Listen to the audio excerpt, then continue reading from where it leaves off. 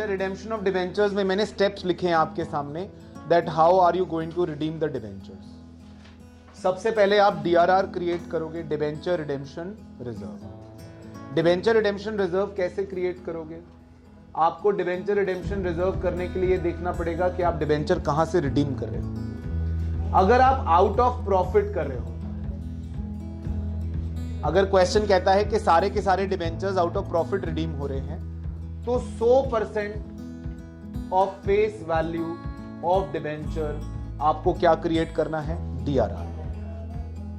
ठीक है, जितने के भी डिवेंचर हैं पूरा का पूरा फेस वैल्यू। डिवेंचर कितने पे इशू हुआ है डजंट मैटर। मान लो 100 का डिवेंचर 95 पे इशू हुआ, डजंट मैटर, 100 रुपए का डीआरआर क्रिएट। 100 का डिवेंचर 110 में इशू हुआ, डजंट मैटर, 100 रुपए का डीआरआर क्रिएट होगा। और अगर आउट ऑफ कैपिटल है, या फिर ऐसा भी हो सकता है कि कुछ भी मेंशन नहीं है, नो मेंशन, नो मेंशन, तो हम ये मानेंगे कि ये debenture out of capital redeem हुए हैं, तो आपको 25% of face value of debenture आपको किसमें ट्रांसफर करना है? डीआरआर। ये ट्रांसफर कहां से करना है? Statement of P&L to DRR account. Statement of P&L के अलावा आप कोई भी फ्री प्रॉफिट या रिजर्व यूज कर सकते हो जो अदरवाइज आपको डिविडेंड देने के लिए पड़ा हुआ है और कोई काम नहीं है, उसका कोई स्पेसिफिक रिजर्व नहीं आप यूज कर पाओगे। लेकिन अगर कोई फ्री प्रॉफिट या रिजर्व है, कोई जनरल रिजर्व पड़ा है, तो उसको भी आप यूज कर सकते हो डीआरआर क्रिएट करने के लिए। डिवेंचर रिडेम्पशन रिजर्व कब क्रिएट करोगे? 30 अप्रैल से पहले। मैं ये सजेस्ट करूंगा 31 मार्च के आसपास आप ये डीआरआर क्रिएट कर ले। Otherwise date is not mentioned when the DRR is to be created, लेकिन आप 31 मार्च को डीआरआर क्रिएट कर लें।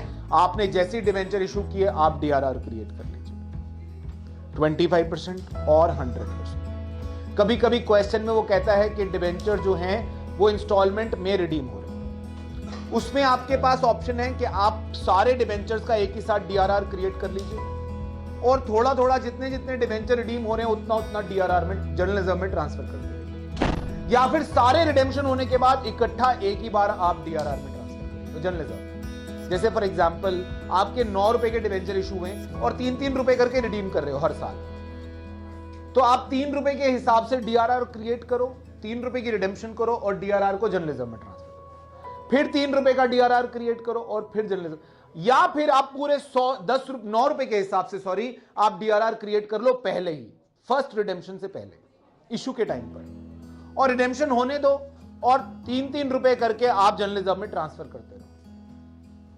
You can do that as well. ठीक है, तो डीआरआर क्रिएट करेंगे आप 100% अगर आउट ऑफ प्रॉफिट है, 25% if it is out of capital और नथिंग इज। सेकंड, आप डीआरआई क्रिएट करेंगे। डीआरआई कितनी क्रिएट करेंगे? 15% of face value of debenture on और before 30th April, just before redemption, by 31st March next year। अगले साल 31 मार्च तक जितनी भी रिडेम्पशन करने वाले हो उसका 15% आप डीआरआई क्रिएट करिए।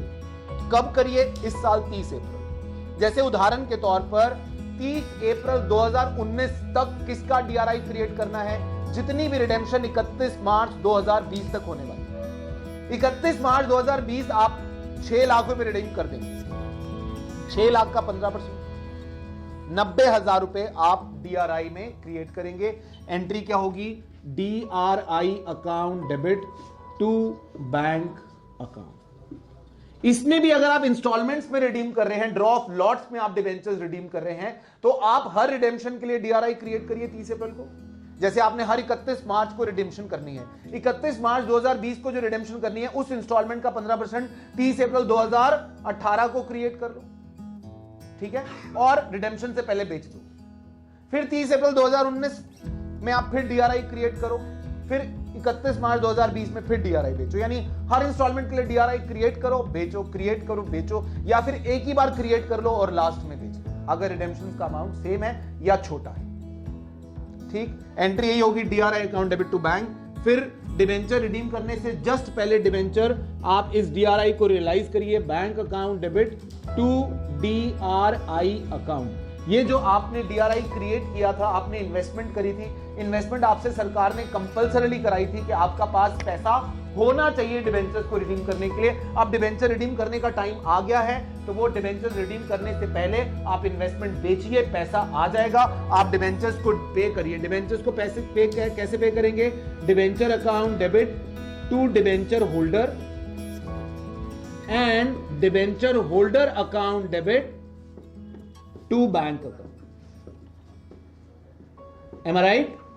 और लास्ट में जो आपने DRR क्रिएट किया हुआ था, उस DRR को आप कहां ट्रांसफर कर दो? जनरल रिजर्व में। DRR account debit to general reserve account. ये बेटा सिंपल है, यही 5 स्टेप यूज होने हैं, इसके अलावा कुछ नहीं यूज होना। भले ही वो आप एक साथ, आपके कोर्स में 2 ही डिबेंचर्स की रिडेम्पशन है, एक डिबेंचर रिडेम्पशन इन लमसम, एक debenture redemption by draw of lots.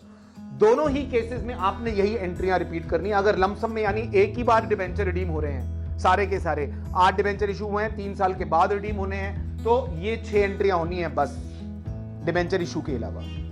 और अगर आप लॉट्स में रिडीम कर रहे हैं तो ये DRR और DRI ये एंट्रियां रिपीट होती रहेंगी। आप बार बार DRR DRI क्रिएट करना, उनको जर्नलिज्म में ट्रांसफर करना या DRI बेचना और फिर डिबेंचर रिडीम करना। आप कई क्वेश्चंस के आंसर्स में देखेंगे DRR बार बार ना क्रिएट करके एक ही बार क्रिएट किया है, that is also fine. DRI bar bar invest करके बार बार बेचा नहीं है, दैट इज ऑल्सो फाइन। और कई क्वेश्चन में ऐसा आएगा आपके पास कि डिबेंचर आज इशू किए हैं और 5 साल के बाद रिडीम होने लमसम। सुनना मेरी बात, एक एग्जांपल देता हूं। 10 लाख के डिबेंचर आज आप इशू कर रहे हो और 5 साल के बाद वो डिबेंचर इकट्ठे 10 लाख रुपए के रिडीम होने। ड्रॉ ऑफ लॉट्स नहीं है, इंस्टॉलमेंट्स नहीं है। लेकिन क्वेश्चन कह रहा है अगले 3 साल या 4 साल में आपने DRR इक्वल इंस्टॉलमेंट में क्रिएट करना है। मान लो 10 लाख के डिबेंचर है और 10 लाख का DRR चाहिए, ठीक है? 10 लाख के डिबेंचर और 10 लाख का DRR चाहिए, लेकिन क्वेश्चन कह रहा है ये DRR 4 साल में क्रिएट करना है। आप हर साल 31 मार्च को एंट्री करोगे statement of P&L to DRR 2.5 lakh, statement of P&L to DRR 2.5 lakh, statement of P&L to DRR 4 बार ही एंट्री करोगे।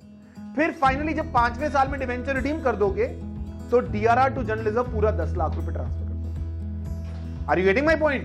ये वाली एंट्री जो है वो 4 बार होगी, statement of P&L to DRR वाली, क्योंकि क्वेश्चन कह रहा है तो उसके ऊपर तो कुछ होता ही नहीं हमारे लिए। क्वेश्चन कह रहा है इस डेट को DRR क्रिएट करना है तो करना है, और कितना कितना क्रिएट करना है वो क्वेश्चन बता देगा। और लास्ट में फाइनली आप DRR टू जर्नलिज्म। DRI के लिए ऐसा नहीं करेंगे। DRI कब क्रिएट करेंगे? 5वें साल में रिडेम्पशन है, 4थे साल के 30 अप्रैल को आप DRI क्रिएट करना, 5वें साल में रिडेम्पशन से जस्ट पहले DRI बेचना और रिडेम्पशन करना। समझ रहे आप मेरी बात? एक बात और, DRR के केस में जो एग्जिस्टिंग बैलेंस ऑफ DRR होता है वो भी आपको कंसीडर करना चाहिए। एग्जिस्टिंग बैलेंस ऑफ DRR, मान लो आपको 10 लाख का DRR चाहिए और क्वेश्चन कह रहा है DRR already exist in the books at ₹3 lakh. DRR आपको कितना क्रिएट करना है? 10 लाख। और क्वेश्चन कह रहा है DRR ऑलरेडी बुक्स में 3 लाख रुपए है, तो अब आपको 10 - 3 यानी 7 लाख रुपए और क्रिएट करना, यह ध्यान रखना। Are you getting my point? तो DRR का बैलेंस अगर ऑलरेडी एग्जिस्ट कर रहा है तो उतना DRR क्रिएट नहीं करना। एक बात और, कुछ कंपनीज के केस में DRR आपको क्रिएट करने की जरूरत नहीं होती है।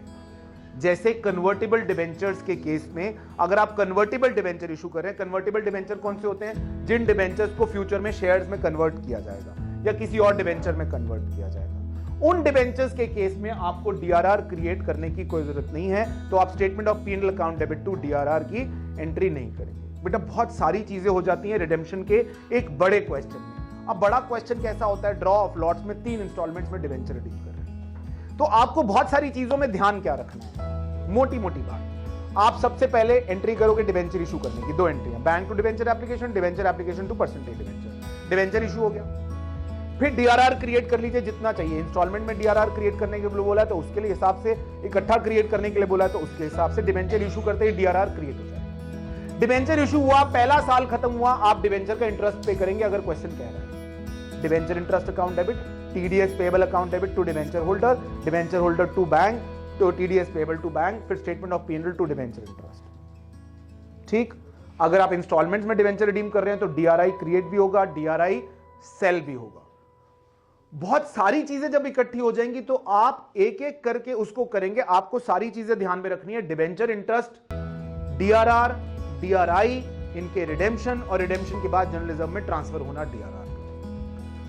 आप कुछ बातों का खास ख्याल रखोगे, ये बात ध्यान रखेंगे कि डीआरआर के लिए अगर कोई डेट मेंशन के नहीं है, क्वेश्चन नहीं मेंशन कर रहा कि इस डेट को डीआरआर क्रिएट करना है, then you are the boss, you decide when DRR has to be created. अगर स्टेटमेंट ऑफ पीएनएल से क्रिएट होनी है तो क्लोजिंग ऑफ द ईयर में क्रिएट करिए। डीआरआई कब क्रिएट होना है उसका डेट फिक्स है, ऑन और before 30th April of this year for all redemptions next year. तो आप एक डेट डिसाइड करके चले, लेट्स से 1 अप्रैल, आप सारी डीआरआई उस टाइम क्रिएट करेंगे।